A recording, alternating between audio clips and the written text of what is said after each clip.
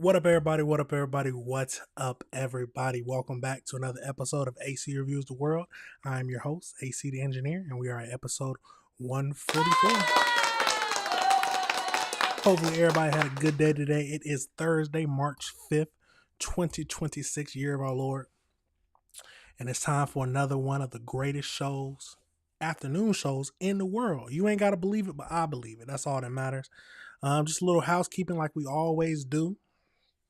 This is a show where we go over 4 topics Monday through Friday. Now, if you ever disagree with anything I say, please let me know. Let's have a discussion about it. I'm never going to say I'm always right. I'm never going to say I know everything. That is why we need to have these types of discussions. Now, you can always send me an email at my email, acreviewstheworld@gmail.com, a dot after the A and a dot after the C. So you can, if you ever want me to review anything. And last but not least, all you got to do to show your support is just hit that like button, hit that subscribe button, hit that notification bell so you can be up to date on all the videos. You know how I like to do it. Let's jump right into it. How Future say, let's have a sensational show today, y'all.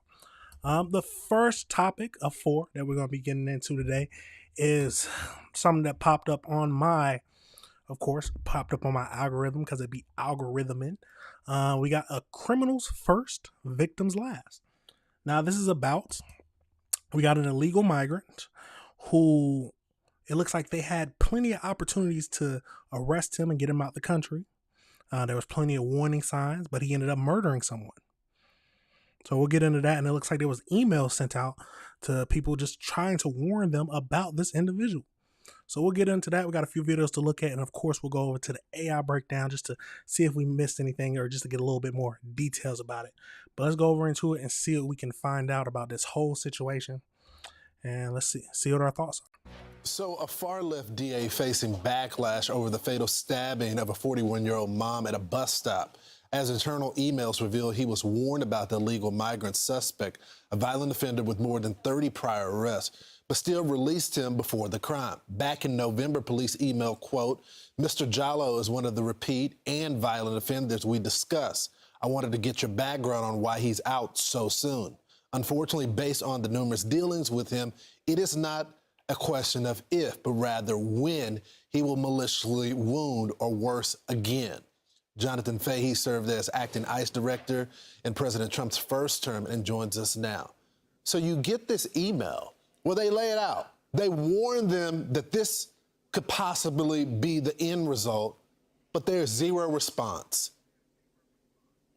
Yeah, that email is really chilling when you see what happened just last week when this woman was brutally murdered in Fairfax. And a couple of things that stand out over the email. This email was sent by a high-level person in the police department. It was certainly intended to convey the fact that nothing had been done about this guy despite his numerous arrests and the fact that they wanted something on record that they had been calling out to do something about this guy because he had 40 prior arrests and he also had over 100 contacts with police department. He was known in an email in May of last year. They emailed the Commonwealth's attorney to say he's known to stab people. In August or July of that year, they sent a similar email saying, we want to go forward with the case even though we can't find the victim. And cases were repeatedly dismissed. And this is so horrible because it's entirely preventable. But what makes this even worse, this Commonwealth's attorney, this isn't like the first time something like this happened. Just in December of last year, an MS-13 member, murder charges were dropped against him. He was also an illegal alien. He was released back in the streets, turned over to ICE. 3 days later, he was charged with murdering someone else. So this is a pattern and practice, and unfortunately and horrifically, people die because of bad policies, and this is a prosecutor that's more interested in pushing a progressive agenda, 100%. A victim-first, criminal-last agenda. Now, let me say something. Now, it's yes, they need to be arrested, but it's not just illegal immigrants. It is all criminals who do something crazy, and then you have these judges who either give them a small bond or let them either charges get dropped or something like that, or the sentence itself is so light to where they feel like doing it again, or they're going to do it again. We gotta be tough on crime. If we're not tough on crime, people will still commit them, and it won't send. We need to send fear in the criminals' minds, especially when these doing these violent, crazy crimes. We have to, or else we're just going to be in a society that just keeps letting the criminals go, and then we're going to be reactive instead of proactive. Let's keep going. So this is what the prosecutor's office had to say, the district attorney. Abdul Jallo was known to our office, and we were acutely aware of the risk he posed to the community. Unfortunately, the defendant in this case also had a history of selecting victims with no fixed address. In multiple cases, we were unable to move forward with prosecution because victims could not be located or contacted. It is your job as a prosecutor to do the hard work. Go find them. You have a whole team of investigators. Sit on the location until they come out. This is such a terrible excuse, right? Exactly. And if it was a one-time thing, fine. But this is a repeated practice of this happening. And if you just go back to July of last year, somebody tried to abduct a 3-year-old from a mall in Fairfax County. That person had 30 prior arrests, and over a dozen cases have been dismissed by the Commonwealth's attorney. So this was not a one-off. And again, you're right. When you have a motivated prosecutor or motivated detective, they can find people, and certainly you're not going to strike out 30 and 40 times in a row. So yeah, this is a horrific excuse. But if you look at his platform, it's all about putting the criminals first, victims last, not cooperating with ICE, things of that nature, and we have a dead woman that should be alive today because of these policies. I want to see the record in the appeal made to the court, to the judge saying, this guy can't be out. Because that's what prosecutors do. When you have a violent offender, it's put an email of the police saying, look, this person's going to kill someone, in short. Where was the prosecutor going to the judge and say, this guy is a risk to society? He should not have bail. They should be remanded until we have a trial or we can locate the victims. Well, that's another great point, because this prosecutor has a no cash bail rule, meaning he's routinely agreeing to let violent criminals out on jail. And so many of these offenses, he was out on bond for other offenses. Crazy. And it's just remarkable to me that nothing was done. The effort wasn't there. And you look at that email, and it is almost like sort of a cry for help from the police to say, you need to do something or people will die, and instead they chose let people die rather than do something. There needs to be some kind of punishment for the judges, for the prosecutors who are so adamant about the no cash bail, especially for violent offenders. Now, I understand if the crime is not violent or anything like that, and you give them a no cash bail, but if a violent offender who will most likely offend again, and you let them get out with a slap on the wrist bail? No, we need to have no bail for some of these people. Let's back it up a little bit. We're pretty much finished with this video. Let's back it up to the front where we go through his charges one time.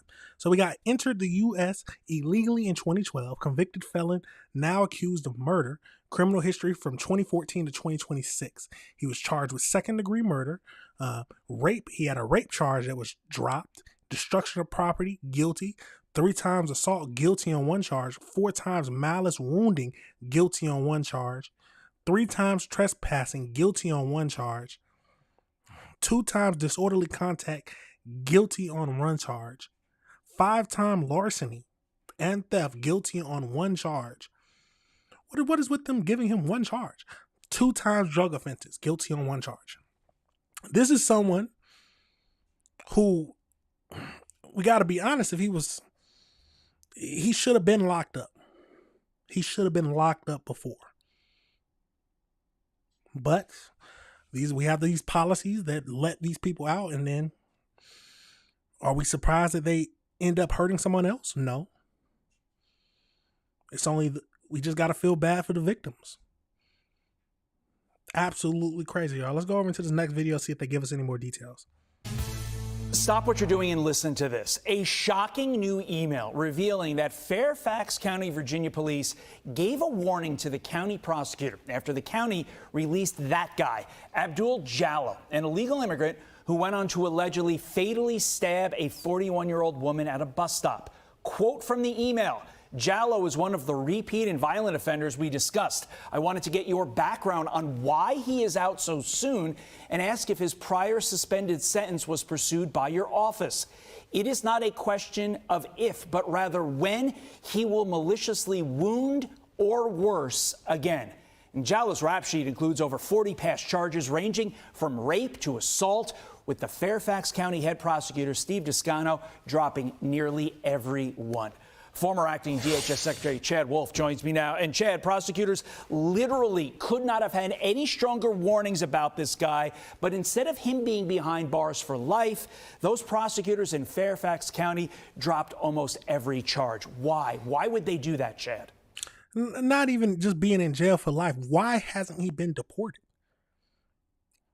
Now, this is not one of the people who's been here for 40 years and is just done their job and came home to their family, took care of their family. No, this is a person who constantly breaking the law, constantly hurting people, constantly getting let go.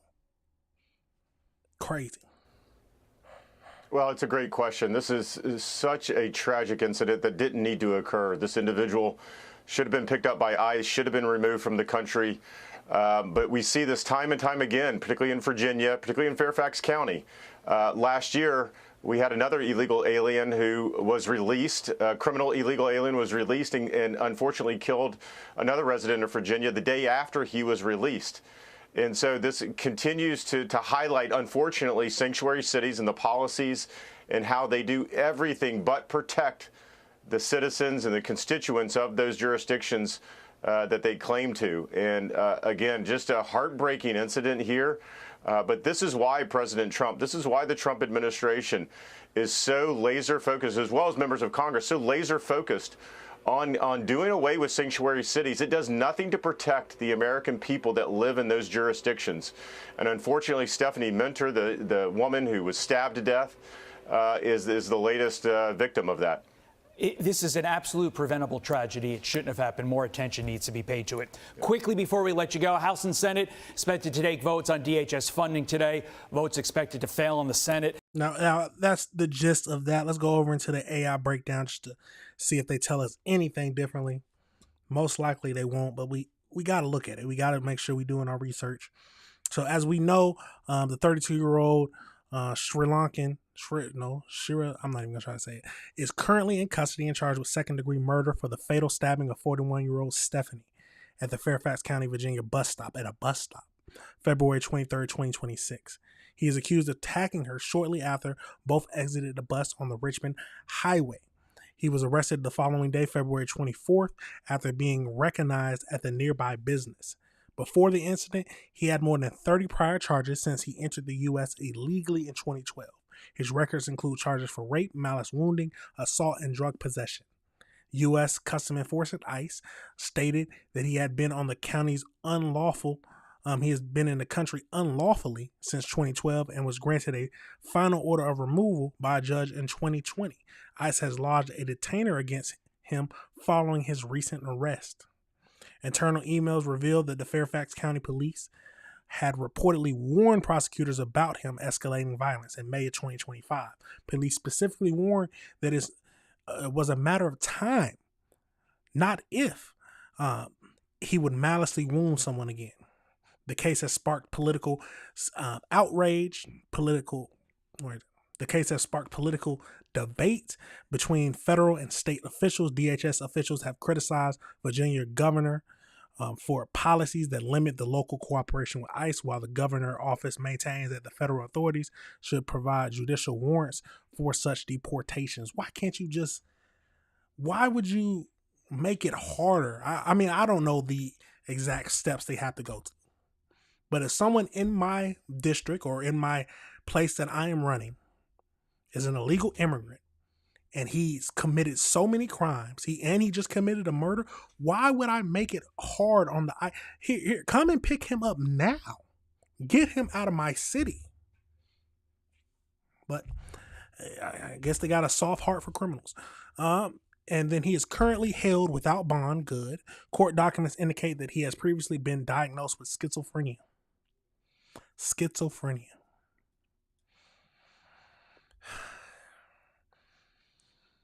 We have to do better. We truly do. We have to do better for the people, for our neighbors.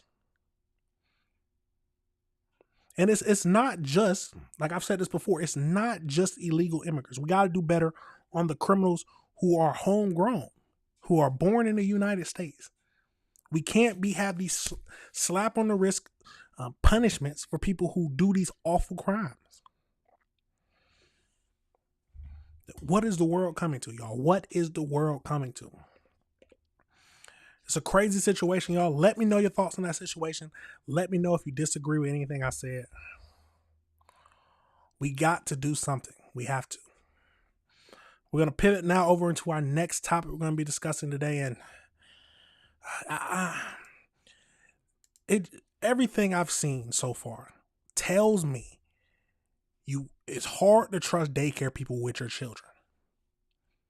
Because why? Because we just got a couple sentenced for somehow letting a child or a daycare owner letting a toddler get into some fentanyl, killing the child. And it wasn't just one child. Looks like there was other children who also got into it. Luckily, they survived. We have to be careful where we send our children. We have to. I know childcare is expensive. I know that. I was just talking to someone else about childcare. Very expensive. But we gotta choose wisely. Let's go over into these videos and then we'll go over into the AI breakdown just to see what else we can find out. It's a tragic situation. A little child lost their life from a drug as serious as fentanyl. Let's get over into it and see what we can find out.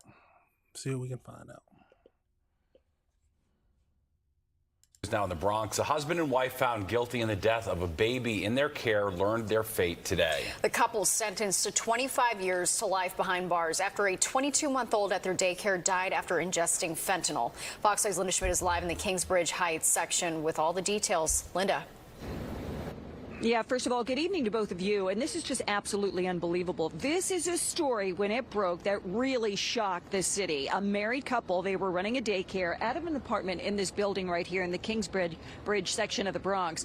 But they were also running a drug operation, and they had fentanyl and heroin stored underneath a trapdoor in the floor. And this is right where these little kids, these babies, were playing and sleeping. Go ahead, take a look at this video here. Little Nicholas Dominici, he was about to turn 2 years old when he died from being exposed to the fentanyl. This happened back in 2023. 3 other children at the daycare between the ages of 8 months and 2 years old were also exposed, but they survived. 38-year-old Gray Menendez and her 37-year-old husband, Felix Herrera Garcia, are currently serving 45-year sentences in federal prison in this case, but they also had a state case, and today they were sentenced to 25 years to life in their state case. Nicholas's mother addressed the court in Spanish before the sentencing, her heart broken. Now, before we get into that, let me say something. They've already served 45 years. So this 25 makes it 65. So most likely they will die in prison. Or hopefully. Well, should we say hopefully? I don't know if we should say hopefully, but you're selling fentanyl around children while taking care of them. You deserve every punishment that's coming to you. Let's keep going. Saying that her life will never be the same. Es la peor pesadilla que ningún padre debería vivir. This is a nightmare. It is the worst nightmare that any parent should go through. Ay, que cierro los ojos, veo a Nicolás en la cama del hospital. I can't sleep well since that day. Every time I close my eyes, I see him. I see Nicholas at his hospital bed.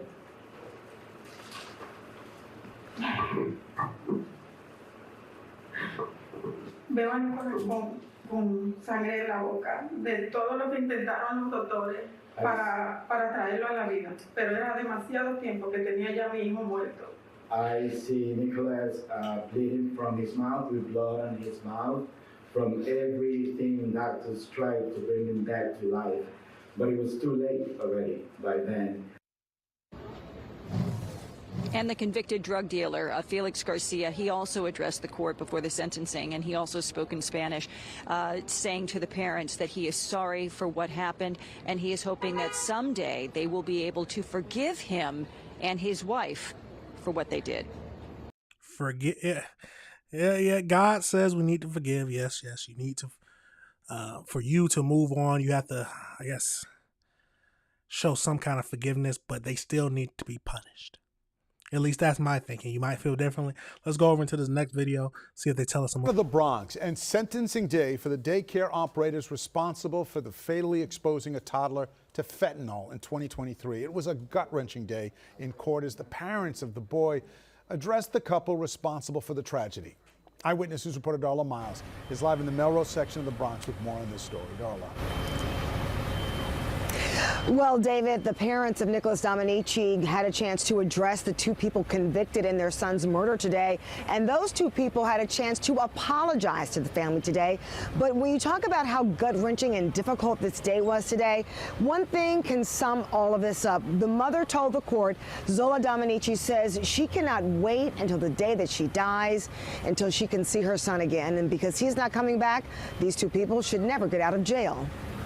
100%. Those 25 years to life plus those 45 years on federal court is enough time for who is expecting to come out. They never gonna come out. The parents of Nicholas Dominici leaving the Bronx criminal courthouse Wednesday afternoon, clinging to a large portrait of their son. We fight.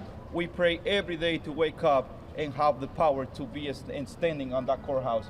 It's not easy. This uneasy final chapter in their 2.5-year nightmare in the fentanyl death of their 22-month-old son, ending with the sentencing hearing for former daycare owner Gray Mendez and her husband Felix Herrera Garcia, convicted of second-degree murder in the toddler's death. No debe salir nunca de la cárcel. You should never get out of jail, Zoila Dominici telling the court. Menendez and Garcia sitting with their hands cuffed behind their backs as the grieving parents describe the day Nicholas died in September 2023.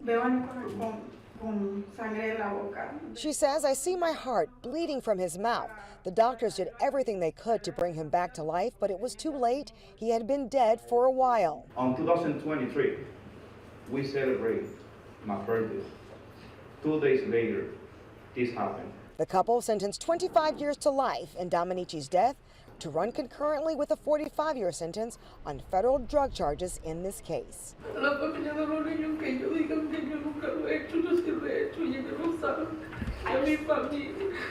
I just want to apologize to the family of the children that I was caring for. They said that I never apologized, but I have apologized. I would like to say I'm sorry to the family. It is a measure of justice because now they are fully accountable. Drug charges in the federal system, murder charges, and assault charges in the Bronx. And after everything was over, the proceeding was over, the sentencing hearing, which lasted about an hour, the parents, the entire family, in fact, said they were headed to the gravesite to celebrate the sentencing where Dominici, their 22-month-old son, is buried. This is a tragic situation. Absolutely. And you heard what the father said? The father said that, I think that he said 2 days before this, he was celebrating his birthday. Or either 2 days or 1 day before he was celebrating his birthday. I can't imagine the pain I would feel, the anger I would feel. This isn't something a person should be feeling. I can't imagine. Luckily, they will be in jail for the rest of their lives. The rest of their lives. Let's go over into the AI breakdown just to see if we can find out a little bit more about this case. Absolutely crazy. So as we know, the Bronx daycare, Menendez and her husband, Garcia, were sentenced on March 4th, 2026 to 25 years in state prison for the 2023 fentanyl poisoning death of the 22-year-old Nicholas. The sentencings marked the conclusion of their state case, followed their conviction in the November 2025 for second-degree murder and assault. So on September 15th, 2023, 4 children at the daycare were exposed to fentanyl while napping. 3 of them survived, being treated for poisoning, but Nicholas died.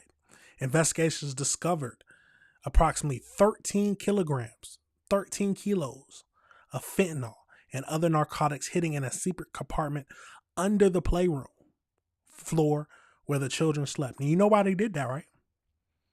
That's the first. They put it in a place where police were unlikely to look.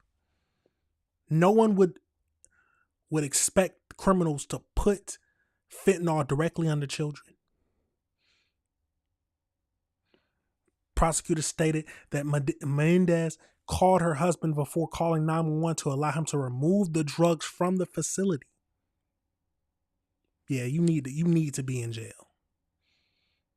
Oh my God, you need to be in jail. It was 4 kids overdosing and you call your husband first. You see where her priorities lie. And then you got those crocodile tears. Crocodile tears. I mean, she's probably sad that she got caught, of course. Sad that she's going to be in jail for the rest of her life. There's no way you're crying over that and sorry if you call your husband to get the drugs out of here first. So the couple is already serving 45-year sentence in a federal prison for narcotics trafficking, resulting in a death.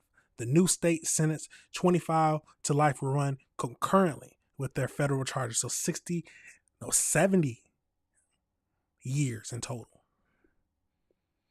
Yes, that's there. Oh, so Menendez received an additional 25 years for first-degree murder. Garcia received an additional 7 years for second-degree assault. Absolutely tragic. Let me know your thoughts, y'all. At the end of the day, this is what I say. Be careful who you let watch your children. I'm assuming, I couldn't be wrong, but it was probably a daycare they could afford. And that might have been their only option. So I can't imagine the grief I would feel as the parent, knowing that I put my child in this position. Yes, they did it, but ultimately I'm the one who decided to let it, who chose the daycare, who agreed and thought that these people were good enough to watch my child. Parents have to be careful. I don't want to go through that kind of pain. It's a tragic story, y'all. Let me know your thoughts on this story.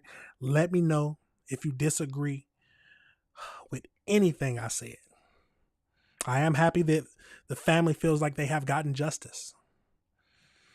And the saddest thing, just hearing the mother say she's ready to die so she can be with her child again. The world can be a cold place. The world can be a cold place. Like I said, let me know your thoughts and let me know if you disagree with anything I said. Absolute tragedy. We're going to go over to something a little lighter because this is some deep stuff we always talk about, y'all. This is some deep stuff. So we're going to go over to police. So the teen takeovers. So it looks like police are now targeting teen takeovers. Now this incident is talking about Atlanta, but it's not just Atlanta that's happening. This is happening all across the country. All across the country, teens are organizing for some reason because they're bored and I guess they can't be inside, which I can't understand. But they're organizing teen takeovers where they go. I'm not going to say all of them, but some of them end up vandalizing stores and causing damage and just being rowdy. But police are starting to break it down and target these people, target teen takeovers. And the main thing that I want to understand is, where are the parents at? Why are the parents just letting their kids go out and not taking responsibility for their children? We got a few videos to look at, and then we'll go over into, so we got a few videos to look at that we'll look at and just to see what our thoughts are on this whole situation. But let's jump over into it and see what we can find out about this whole thing and see what we're feeling. Should the parents be charged when their child just keeps acting up? I've plenty of times said yes, parents need to be charged. But let's get over into it and see what our thoughts are. A recent wave of so-called teen takeovers has raised questions about public safety. In December, nearly 400 kids showed up at Atlantic Station after dark. Police say guns were fired. Cell phone video acquired by Atlanta News First showed a teen takeover at the Battery in Cobb County. 17 people were arrested. Cumberland Mall in Cobb County beefed up police and set a curfew after hearing rumors of a teen takeover at the mall. And then more arrests this past weekend on the Atlanta Beltline, where police recovered guns after responding to some shots fired. Well, now police are pursuing a new way to crack down on those events. Atlanta News First senior reporter Patrick Quinn live along Atlanta's Beltline tonight. Patrick? Hey, Tracy, y'all just broke it down very well. Expect even more arrests if we see more of these teen takeover events in very public split spaces across the metro. Of course, there was a teen takeover event on Saturday. 13 people were arrested. Gunshots were fired at one point. Some of those arrested, they were parents of these teens. Chief Shearbaum of Atlanta Police said expect more of that. And also now they're pursuing potential charges for the organizers of these events. New video into our newsroom. Atlanta police officers wearing body cameras arresting teens, a part of a so-called takeover event on Atlanta's Beltline. In all, Atlanta police made 13 arrests and seized 11 guns. Chief Darren Shearbaum said they're now looking into charging not just those attending these takeovers, but those organizing them as well. Asking people just to show up to take it over, that's where we believe there may be a violation of the law. And if that is in fact the case, we're going to charge you. Be responsible. Chief Shearbaum said they're looking into charges similar to those charged for organizing street racing events. But I spoke with one of the takeover hosts who asked to stay anonymous for fear of retaliation and went by the name Throde. He said these takeovers are not planned to be violent. We don't tell them to come out here and do this. We come out here and tell everybody pop out, have fun. They want to do the crazy stuff, that's them. He said he invites police and in fact parents to be present. Be there with their kids. Like, the parents could be part of the takeover too, but I want them to be like with their kids. So if anything escalate, the parents can like move their kids away from the situation. This past weekend, a takeover event at Cumberland Mall was seemingly thwarted after the mall announced a youth curfew, and Cobb police added more patrols around the perimeter. There are 2 more takeovers planned this weekend in Kennesaw and McDonough, and one more on March 14th at Six Flags. Chief Shearbaum stressed it takes more than police to keep these events and Atlanta's youth safe. For this to be successful, we need everyone to do their part. Monitoring their children, having wholesome events and that are well organized for individuals, not just calling for mayhem. And Chief Shearbaum, he said that he spoke with Fulton County's Solicitor General over the weekend, Keith Gamage, about this new potential of charging organizers of these teen takeovers. They believe that they have a strong case to do so. I mentioned those 2 takeovers planned for this weekend, Saturday, March 7th. They are at the Sky Zone Trampoline Park in McDonough. This is according to social media posts, and at Urban Air in Kennesaw. From Atlanta's Beltline. Yeah, hopefully they can charge the people, but I do understand what they was talking about, how I guess they never mean the situation to be violent. I wouldn't think they would, but bad characters come out there and make the situation horrible for everyone. Now we need to have, I was raised different, so I didn't need, at least for me, I don't know how it was for y'all, but I didn't need any kind of like organization for my city, for my parents. Once I got home from school or during the summertime, you know what I did? I played with the people in my neighborhood on the street who will be out there. When the street lights come on, you know what I'm at? I'm in the house because my mama, she don't play. But let's go over into this next video and see what else they got to say. But first tonight at 11, we're going to begin with those teen takeovers causing trouble all across Metro Atlanta. Good evening and thanks for joining us on 11 Alive and streaming on 11 Alive Plus. I'm Ron Jones. And I'm Jennifer Bellamy. The takeovers have sparked waves of arrests over the past few weekends here. The latest takeover happening in Atlanta along the Beltline's East Side Trail. Atlanta police say they first responded to a shots fired call on North Avenue, less than a mile from Pont City Market. 11 Alive's Galad Malamed is live from the Beltline right now. So Galad, what does the department say about cracking down on these takeovers?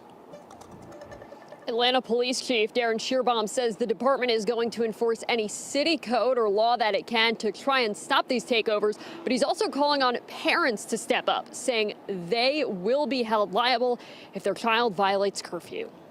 This video shows one of more than a dozen arrests Atlanta police made over the weekend, all tied to a teen takeover on the East Side Beltline. Wherever these individuals try to gather, individuals that are going to cause harm in the city, they're going to meet the Atlanta Police Department. On the Beltline, you can see officers recover what they say is a gun from a juvenile. Just hours later, police made more arrests at a gas station. They were acting in manners that were illegal and disruptive and impacted the safety of the community. In total, Chief Darren Shearbaum says his department arrested 17 people. 13 were taken into custody and 4 issued citations. Police also recovered 11 firearms. 11 firearms that were present on the Beltline, possessed by individuals that were not legally allowed to possess them because of their age or because of the conduct they were conducting at the time they were arrested by our officers. Chief Shearbaum says the department deployed extra resources to 4 areas of the city where takeovers were advertised online. The Beltline is the only area to see issues. Just one. Hold on.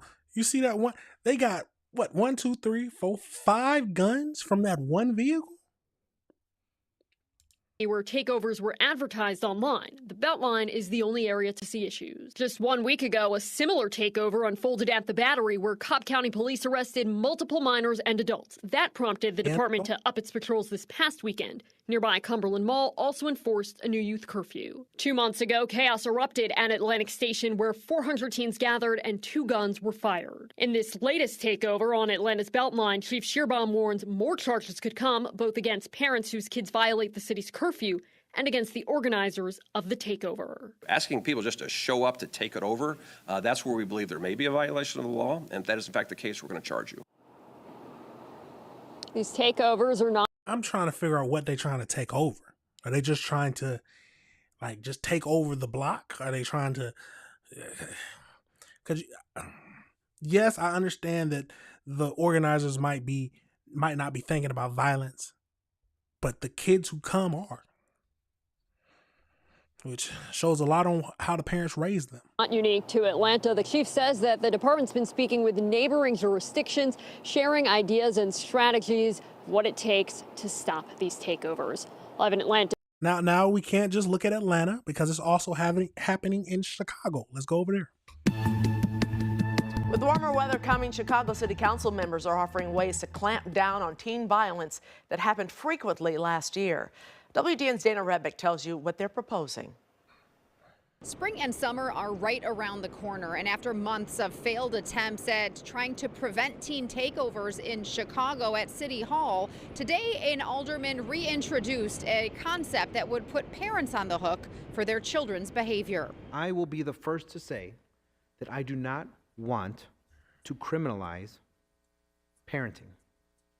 What I want to do is wake parents up. Alderman Ray Lopez introduced. Yeah, he different than me. I want to criminalize the parents. If they letting their kids go out there all late at nights and they got a gun, criminalize them. Simple as that. A new ordinance in the Public Safety Committee today that could hold parents liable for the criminal actions of their children. Previously, this council has in fact instituted laws that also hold parents accountable. We saw that with spray painting and graffiti, where parents would be held accountable for what their children were doing on the streets. And it led to a precipitous and immediate decline once parents were being brought into the equation. Under the proposal, for example, if a child is involved in a teen takeover and committed a criminal act, their parent or legal guardian could face a $1,000 fine, community service, and court-mandated family and parental counseling. I can't support it because we're looking to hold a parent liable as if they committed the act themselves, which I believe will fall short of being constitutional. You're letting him. Now, maybe that might be the best way to wake the parents up, is to hit them where it most likely hurts the most, and that's their pockets. $1,000 fine because your kid was outside committing crimes when they should have been in the house. Sounds like a good option to me. Him go out late at night doing whatever. You don't know what he's doing, but he's doing something. If you're allowing a 16-year-old to be out, let's just say at 2 in the morning, and he does something really bad, are you somewhat responsible? I would say yes. Ultimately, the ordinance failed 10-5 to move out of committee, but Lopez plans to revise it and bring it back. Still in the mix, a new version of Alderman Brian Hopkins' curfew ordinance, which passed out of committee in January. The hybrid model would allow the police department to issue a dispersal order at any time of day. Minors could then be detained and processed for a curfew violation if they did not leave the area. Whether a teen trend occurs at noon or whether it occurs at midnight, it shouldn't matter. The police have the ability to disperse that crowd and to take the teens, the underage unaccompanied minors, into protective custody rather than arrest them. The current city curfew is 10 p.m. except for Millennium Park, which is 6 p.m. after issues with teen takeovers there, including 2 shootings that happened after the tree lighting in November. Mayor Johnson vetoed a snap curfew ordinance last year, and a previous proposal to set an 8 p.m. curfew in the Loop also failed. Ultimately, the goal is to create safe spaces for our children, accountability with parents, and have a city that everyone can enjoy and love. Alderman Hopkins says he has been working closely with the mayor's office on this ordinance, and he thinks he does have the votes to pass it. He plans to introduce it to the full council later this month or sometime in April. At City Hall, Dana Rebick, Now, the question is, will the parents actually wake up? Will the parents wake up? Now, is it every single teen out there? No, it's not. It's not every single teen out there. But the ones who are doing it and the ones who are causing violence, the ones who have the guns and automatically start getting into arguments and pulling the trigger, those are the bad apples. And they are ruining it for everyone. Now, something has to be done. If we got to stop the teen takeovers, then we got to stop them if that's going to help protect the city. And why and so many guns, so many guns in the teens' hands? Where are they getting them from? And do their parents even know that they have this kind of stuff? Or do they even care? That's the question. Do they care? Probably not. It's a crazy situation, y'all. Look after your kids. Know where they are. And if you're just letting them go out and do what they want to do, be prepared for the consequences that happen to them and you. Well, hey, it's what we got to do, y'all. But let me know your thoughts on that, and let me know if you disagree with anything I said. The world's a crazy place, but we're going to pivot over into the last topic we're going to be discussing today. And I wasn't expecting this, so we're going to go to a little more crazier stuff. We got a Miami-Dade, I might be saying that wrong. A Miami female deputy is under fire. Why is she under fire, y'all ask? No one asked, but I said it myself. She's under fire because, one, it looks like she ended up having some kind of sexual situation with a 17-year-old, and she's 51. And it looks like she recorded the situation and threatened to kill her if she ever told somebody. And now this is a female deputy. It just goes to show you. It goes to show you. Even cops can be some of the worst human beings. But let's go over into it. We got 2 videos to look at, and then we'll go over into an AI breakdown just to get a little bit more information about this whole case. But let's jump into it. See what we can find out. New details tonight about a Miami-Dade sheriff's deputy and allegations of a sexual relationship with a 17-year-old. Federal documents are saying the deputy recorded the two having intercourse and even threatened to kill her. NBC6's Jamie Gorola is live outside of Miami-Dade Sheriff's Office headquarters in Doral with more on those accusations. Jamie? The sheriff says she is very disturbed by the arrest of one of her deputies. The feds laying out in specific detail an alarming and concerning sexually charged relationship that was toxic, allegedly, between a teenager and a 51-year-old deputy. Get her out! This is Deputy Carly Bloom on the job with the Miami-Dade Sheriff's Office. She's been with the agency 29 years. Tonight, she's in a Georgia jail facing hefty federal charges for her alleged relationship with a 17-year-old girl. I'm very disturbed by the arrest of one of our deputies. Ultimately, we will always cooperate in law enforcement investigations. According to federal documents obtained by NBC6, somebody tipped off the Miami-Dade Sheriff's Office about Bloom's alleged relationship with the girl because of her declining mental health. The tipster, described as Witness 1, showed law enforcement a device that allegedly had several videos depicting Deputy Bloom engaged in sex acts with the victim when she was under 18 years old. It's unclear how the two met, but the feds say Bloom traveled from Miami to Georgia to have sex with the teen. Investigators also uncovered Instagram messages that were sexual or romantic in nature. There was also a message from Bloom that referred to the purchase of a car for the victim. The complaint says registration records confirmed the purchase. Also, allegedly on Instagram, this string of threatening messages written by Bloom when the victim tried to end their relationship. Bloom allegedly wrote, "We are never done. Leave me and see what happens. I will effing drive my favorite knife through your throat and twist it and watch you slowly." All right, now we got to back. Hold on, look, back that up. So we are never done. Leave me and see what happens. I will effing drive my favorite knife through your throat and twist it and watch you slowly. I swear on my grandparents, slowly die, make you suffer like you make me. You didn't even fight to keep me. I would never stop fighting to keep you. That's some craziness. Let's keep going. Allegedly wrote, "We are never done. Leave me and see what happens. I will effing drive my favorite knife through your throat and twist it and watch you slowly." All right, now the deputy was arrested yesterday and is now in a Georgia jail. Coming up new at 6 o'clock, we'll tell you how this whole situation impacted the victim's mental health. So let's go over one more video. Well, looking at that indictment we just got in this morning, the investigators seem to have uncovered months of communication between the 51-year-old female deputy and this then 17-year-old girl. We are told that those videos include the deputy performing sex acts on the then minor. The sheriff here at Miami-Dade saying she is disturbed by all of it. After several years of serving in Miami-Dade law enforcement, this deputy, Carly Miranda Blum, is now relieved of her duty and in federal custody, charged with receipt and production of child sex abuse material involving a 17-year-old. In the indictment of the 51-year-old woman, the U.S. Attorney's Office for the Southern District of Florida says Blum traveled to Atlanta, Georgia to meet up with the teen last year. Investigators say they found videos on the teen's iPad of Blum performing sex acts on the minor, uploaded in October of 2024.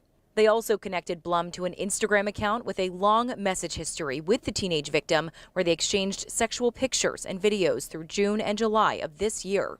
The Miami-Dade Sheriff says they've helped in this investigation, confirming Blum was on duty and working on the day she received some of those messages. On the minor's iPad, turned over by a, quote, witness who shares the device with the young girl, federal investigators say they found an album documenting threatening messages allegedly sent by Blum when the teen tried to end their relationship. The witness coming forward now over concerns about the teen's mental health. Their tip prompted a long search of Blum's house and homestead this week, and now she is in custody. The Miami-Dade County Sheriff says these allegations are not only criminal, but, quote, a betrayal of the badge, the public trust, and the oath we swear to uphold. Start CPR if he's out. She says they stand in direct opposition to everything we represent as law enforcement officers and as human beings.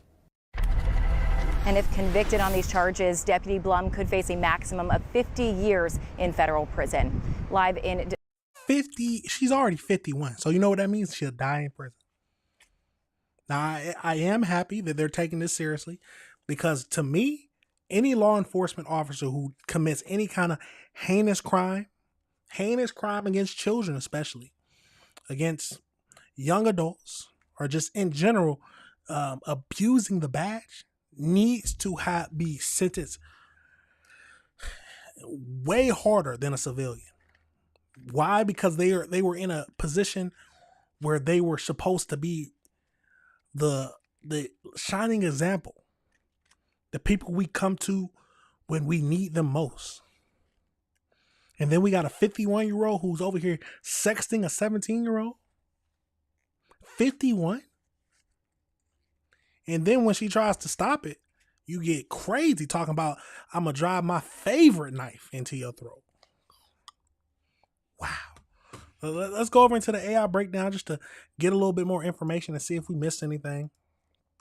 So as we know, not much. So in July 2025, 51-year-old Clara and 29-year veteran of the Miami-Dade Sheriff Office was arrested on federal charges for sexual exploitation of a 17-year-old girl. According to the federal complaint, the relationship took a violent turn when the victim attempted to end it. She allegedly sent messaging stating, "I will drive my favorite knife into your throat." Federal investigators found videos of the victims on the victim's iPad showing Blum engaging in sexual acts with the minor and violently choking her. Blum's faces charges of production and getting of child sex abuse material. So production, so mandatory of a minimum 15 years, maximum 30 years, and then you got a mandatory minimum of 5 years and a maximum of 20 years. Following her arrest, the sheriff